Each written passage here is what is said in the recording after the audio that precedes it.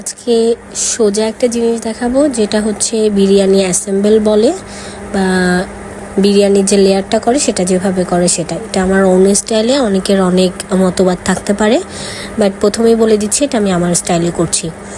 আমি একটা পাতিলে ফার্স্টে 80% সিদ্ধ করা চাল, এখানে চিনি গুঁড়া চাল আছে, হাঁড়ির ভিতরে ভালো করে ঘি ব্রাশ করে নিয়ে চাল এক লেয়ার দিয়ে তার উপরে আলু, এবং এটা যেহেতু চিকেন বিরিয়ানি, চিকেনটা আমি আগে থেকে রান্না করে রেখেছি সেটা, তারপর বেরেস্তা দিয়ে দিচ্ছি। বেরেস্তা আমি গুঁড়া দুধ এবং চিনি দিয়ে মাখিয়ে রেখে দিয়েছিলাম সেটা। তারপরে আরেক লেয়ার ভাতের লেয়ার দিচ্ছি। আমি নর্মালি 3টা লেয়ার করে থাকি বা 2টা লেয়ার, নর্মালি 2টা লেয়ারই হয়, বাট এটা ফার্স্টেই বলেছি যেহেতু এটা আমি আমার স্টাইলে করছি, তো আমি ওইভাবেই দিয়ে থাকি। তারপরে আর এক লেয়ার মাংস দিয়ে, আলুটাই বেশি দিয়েছি, উপর লেয়ারে আলুই বেশি দেওয়া হয়।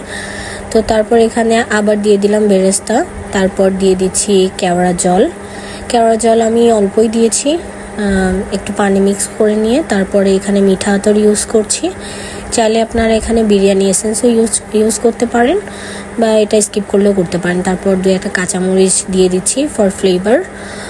তারপর আমি এটা একটা ঢাকনা দিয়ে ঢেকে দমে দিয়ে দিব হচ্ছে এটা আমি অলমোস্ট 30 মিনিটসের মতন দমে দিয়েছি, যেহেতু আমি 80% সিদ্ধ করেছি, হাফ না।